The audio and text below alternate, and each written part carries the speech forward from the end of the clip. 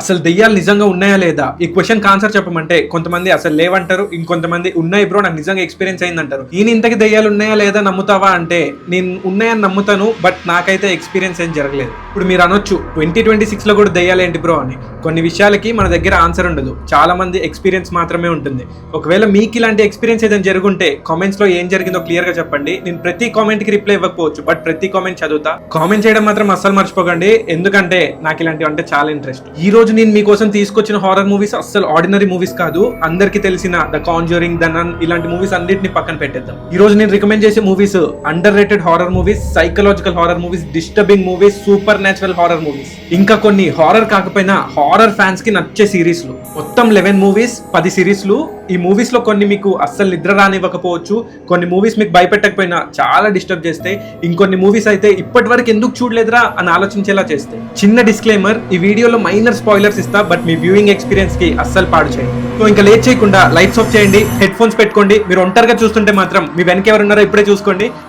Just joking. Subscribe చేసుకోవడం మాత్రం మర్చిపోకండి. వీడియోలోకి వెళ్ళిపోదాం. సో ఫస్ట్ మూవీ వచ్చేసి ద మీడియం. ఇది నార్మల్ హారర్ మూవీ కాదు, ఇది ఒక documentary style super natural horror movie. అంటే సినిమా చూస్తున్నప్పుడు అది అసలు సినిమానేనా అనిపిస్తుంది, ఎందుకంటే ఎక్కడో నిజంగా జరిగిన విషయాన్ని కెమెరాతో రికార్డ్ చేసిన ఫీలింగ్ వస్తుంది. ఫస్ట్ హాఫ్ లో ఈ మూవీ చాలా స్లోగా డెవలప్ అవుతూ ఉంటుంది, అక్కడే చాలా మంది డ్రాప్ అయిపోవచ్చు, కానీ ఓపిక పట్టండి. సెకండ్ హాఫ్ లో ఉంటుంది అసలైన మూవీ. ఇది జంప్ స్కేర్స్ పైన డిపెండ్ అయ్యే హారర్ మూవీ కాదు, అట్మాస్ఫియర్ పైన డిపెండ్ అయ్యే మూవీ. మీకు గానీ స్లో మూవీస్ నచ్చితే ఈ మూవీని అస్సలు మిస్ అవ్వకండి. మూవీ ఎండింగ్ వచ్చేసరికి మీకైతే మైండ్ పోతుంది. సెకండ్ మూవీ వచ్చేసి వెరోనికా. ఈ మూవీ గురించి ఒక విషయం చెప్పాలి. నాకు పర్సనల్ గా ఒక లైన్ అంటే హారర్ మూవీస్ లో చాలా భయం. అదేంటంటే బేస్డ్ ఆన్ ట్రూ ఈవెంట్స్. నాకు ఆ లైన్ కనిపించగానే నా బ్రెయిన్ లో వేరే లెవెల్ ఫియర్ స్టార్ట్ అవుతుంది. అలాగే వెరోనికా కూడా ఒక రియల్ లైఫ్ కేస్ ని ఇన్స్పిరేషన్ గా తీసుకొని తీసిన మూవీ. ఒక టీనేజ్ అమ్మాయి ఫ్రెండ్స్ తో కలిసి హౌస్ అవుట్ గేమ్ ఆడుతుంది. అక్కడ నుంచి ఈ మూవీ చాలా సీరియస్ గా మారిపోతుంది. ఈ సినిమాలో నాకు నచ్చిన విషయం ఏంటంటే ప్రతి సీన్ లో జంప్ స్కేర్ పెట్టి మనల్ని భయపెట్టరు, కానీ ఆ ఇంట్లో ఏదో జరుగుతుంది అనే ఒక ఫీలింగ్ ని క్రియేట్ చేస్తుంది. అసలు ఈ మూవీలో సీన్స్ లో మనకి ఏమీ కనిపించదు, కానీ అక్కడ ఏం జరుగుతుందని మన ఇమాజినేషన్ వల్ల మనకి ఇంకా ఎక్కువ భయం వేస్తుంది. కానీ మూవీ ఎండింగ్ లో వచ్చే కొన్ని మూమెంట్స్ ని మాత్రం అస్సలు మర్చిపోలేము. మీరు కానీ ఈ మూవీ చూడకపోతే వెంటనే చూసేయండి. నెక్స్ట్ మూవీ వచ్చేసి ద ఎగ్జోర్సిజం ఆఫ్ ఎమిలీ రోజ్. ఇది ప్యూర్ గోస్ట్ మూవీ అనుకోకండి, ఇది కొంచెం డిఫరెంట్. ఈ సినిమా సూపర్ న్యాచురల్ హారర్ తో పాటు ఒక కోర్ట్ రూమ్ డ్రామా కూడా. ఒక అమ్మాయికి పొజిషన్ ఉందా, లేకపోతే ఆ అమ్మాయి ఏదైనా మెడికల్ కండిషన్ లో ఉందా, అసలు ఆమె మీద చేసిన ఎగ్జోర్సిజం కరెక్టేనా, అసలు ఆమె చనిపోవడానికి రెస్పాన్సిబుల్ ఎవరు, ఇవన్నీ క్వశ్చన్స్ తో మూవీ ముందుకెళ్తుంది. ఈ విషయాలే నాకు నార్మల్ హారర్ మూవీస్ కంటే ఈ మూవీ పైన ఇంట్రెస్ట్ పెంచింది. మనకి అర్థం కాని కొన్ని విషయాల ముందు సైన్స్ గానీ రిలీజియన్ గానీ ఎలా రియాక్ట్ అవుతాయి, చివరికి మూవీ అయిపోయిన తర్వాత కూడా అసలు నిజమేంటి అనే క్వశ్చన్ మీ మైండ్ లోనే ఉండిపోతుంది. ఈ మూవీ మీకు భయంతో పాటు ఎక్కువ ఆలోచించేలా చేస్తుంది. Fourth movie Impetigore. ఇది ఇండోనేషియన్ హారర్ మూవీ ఫ్యాన్స్ కోసం. మన చైల్డ్హుడ్ లో ముసలోళ్ళు చెప్పే స్టోరీస్ గుర్తున్నాయా? చీకట్లో బయటికి వెళ్తే దెయ్యం పడుతుంది, ఆ చెట్టు దగ్గరికి వెళ్ళకూడదు, ఆ ఇంట్లో ఏదో ఉంది, ఇలాంటి స్టోరీస్ వింటూ పెరిగిన వాళ్ళకి ఈ మూవీ చాలా ఇంట్రెస్టింగ్ అనిపిస్తుంది.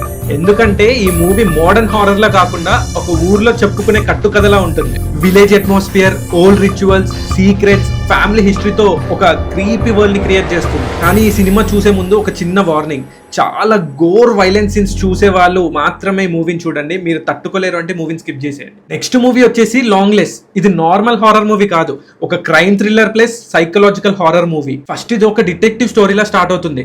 సిరీస్ ఆఫ్ మర్డర్స్, ఒక సైకో కిల్లర్. కానీ స్టోరీ ముందుకు వెళ్లే కొద్దీ ఏదో రాంగ్ గా జరుగుతుందని మనకైతే అర్థమవుతుంది. ఈ సినిమాలో నాకు చాలా నచ్చింది ఆ atmosphere, dark visuals, silence and weird conversation తో ఈ మూవీ చాలా ఇంట్రెస్టింగ్ గా ఉంటుంది. ఇవన్నీ కలిసి సినిమాలో ఒక డిస్టర్బింగ్ ఫీలింగ్ ఇస్తాయి. ఇంకా నికోలస్ కేజ్ క్యారెక్టర్ గురించి నేనేం చెప్పను. క్యారెక్టర్ ని మీరు ఫస్ట్ టైం చూస్తున్నప్పుడు మీరు కూడా అసలు ఏంట్రా ఇది అనుకుంటారు. స్పాయిలర్స్ ఇవ్వను, వెంటనే చూసేయండి ఈ సినిమాని. నెక్స్ట్ మూవీ వచ్చేసి ది అదర్స్.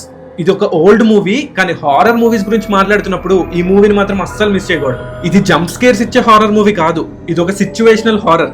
ఒక ఐసోలేటెడ్ హౌస్, దాంట్లో ఒక మదర్, వాళ్ళ పిల్లలు, చుట్టూ స్ట్రేంజ్ రూల్స్, ఇంట్లో ఏదో ఉందని ఫీలింగ్, కానీ ఏముంది, ఎక్కడుంది, ఎందుకుంది అనేది మూవీలో చాలా స్లోగా రివీల్ అవుతుంది. ఇప్పటికే చాలా తెలుగు సినిమాలు ఈ కాన్సెప్ట్ ని చాలా ఫెమిలియర్ చేసేసాయి, అయినా ఒరిజినల్ టోన్ కోసం ది అదర్స్ ఇప్పటికీ వర్త్ వాచింగ్. నెక్స్ట్ మూవీ వచ్చేసి ద వెయిలింగ్. ఈ మూవీ చూడాలంటే మీకు కొంచెం పేషెన్స్ కావాలి. ఫస్ట్ 20 to 30 minutes చూసి ఏమవుతుంది అనిపించవచ్చు, కానీ క్యారెక్టర్స్, మిస్టరీ, ఇన్వెస్టిగేషన్ అన్ని స్లోగా కనెక్ట్ అవుతాయి. ఈ మూవీ బిగ్గెస్ట్ స్ట్రెంత్ ఏంటంటే మీకు అసలు ఆన్సర్ ఇవ్వదు. ఇన్స్టెడ్ మీ బ్రెయిన్ లో చాలా క్వశ్చన్స్ ని రేజ్ చేస్తుంది. సినిమా మొత్తం అయిపోయాక మీరు రకరకాల థియరీస్ ని ఆలోచించడం స్టార్ట్ చేస్తారు. ఇలాంటి మూవీస్ నాకు చాలా ఇష్టం, ఎందుకంటే మూవీ అయిపోయినా కూడా స్టోరీ ఇంకా మన బ్రెయిన్ లోనే రన్ అవుతూ ఉంటుంది. 8th మూవీ వచ్చేసి ఎగ్జుమా. రీసెంట్ కొరియన్ హారర్ మూవీస్ లో నాకు చాలా ఇంట్రెస్టింగ్ అనిపించింది ఈ మూవీ. ఒక mystery, family problems, paranormal experts, ఒక స్ట్రేంజ్ గ్రేవ్, ఇక్కడతో మూవీ స్టార్ట్ అవుతుంది. ఫస్ట్ హాఫ్ అంతా ఒక లెవెల్ ఆఫ్ హారర్ లో ఉంటుంది, కానీ సినిమా సెకండ్ హాఫ్ కి వెళ్ళేసరికి ఇంకో లెవెల్ కి షిఫ్ట్ అయిపోతుంది. కొరియన్ రిచువల్స్, స్పిరిచువల్ బిలీఫ్స్ ని చాలా స్టైలిష్ గా యూజ్ చేశారు. విజువల్స్ కూడా ఎక్సలెంట్ ఉంటాయి. మీకు గానీ super natural investigation thriller system ఉంటే ఈ మూవీని అస్సలు మిస్ అవ్వకండి. నెక్స్ట్ మూవీ వచ్చేసి సిన్నర్స్. ఇప్పుడు ఒక స్లైట్ గా డిఫరెంట్ రికమెండేషన్. ఇది నార్మల్ ట్రెడిషనల్ హారర్ మూవీ కాదు, కానీ horror atmosphere, violence, music, mythology అన్ని కలిసి ఒక యూనిక్ ఎక్స్పీరియన్స్ ని ఇస్తాయి. మెయిన్ గా సినిమాటోగ్రఫీ గురించి మాట్లాడుకోవాలి. కొన్ని ఫ్రేమ్స్ చూస్తుంటే ఒక్కో షాట్ పెయింటింగ్ లా ఉంటది. హారర్ మూవీ అయినా కూడా ఫిల్మ్ మేకింగ్ పరంగా చాలా ఇంట్రెస్టింగ్ ఉండే మూవీ.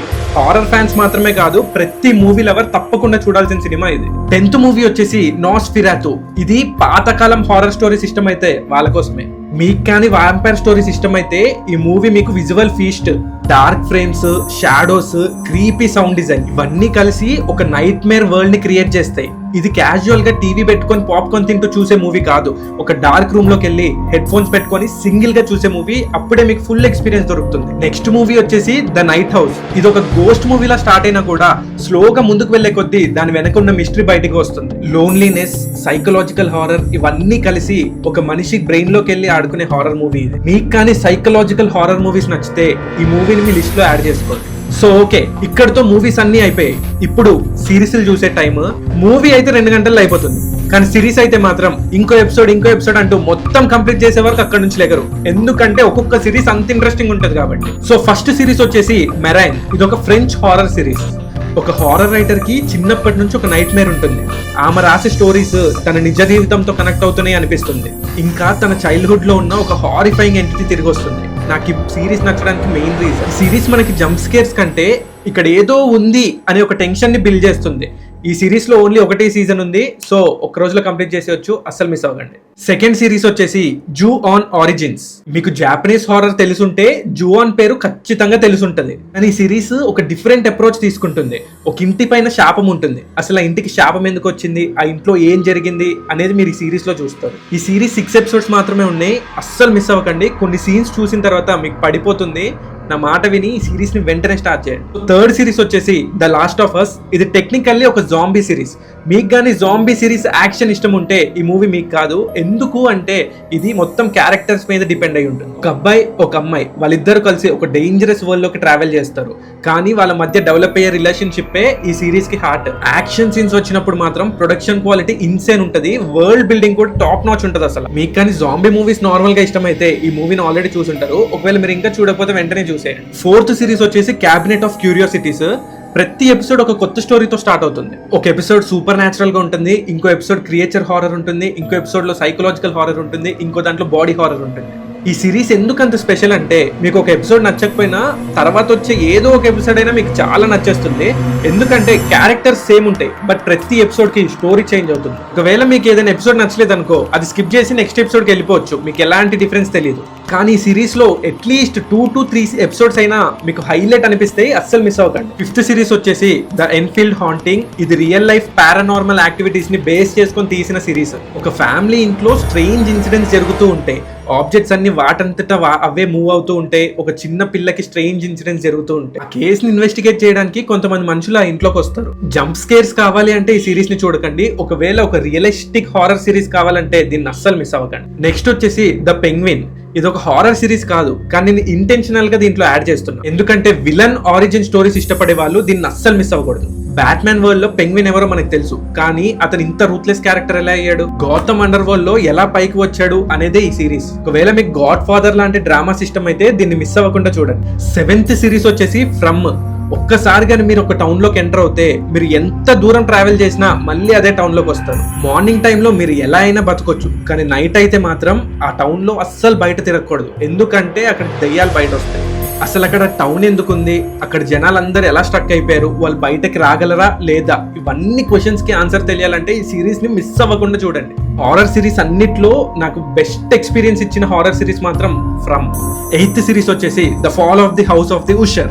ఏన్షియంట్ హారర్ లవర్స్, ఈ సిరీస్ మీకోసమే. ఎందుకంటే రిచ్ ఫ్యామిలీ, డార్క్ సీక్రెట్స్, శాపం, చావు ఇవన్నీ మిక్స్ అయ్యి ఈ సిరీస్ చాలా ఇంట్రెస్టింగ్ ఉంటుంది. క్యారెక్టర్స్ కూడా చాలా ఇంట్రెస్టింగ్ ఉంటాయి. ఒక్కో ఎపిసోడ్ లో ఫ్యామిలీ సీక్రెట్స్ బయట పెడుతూ ఉంటే చాలా ఇంట్రెస్టింగ్ గా మారిపోతుంది.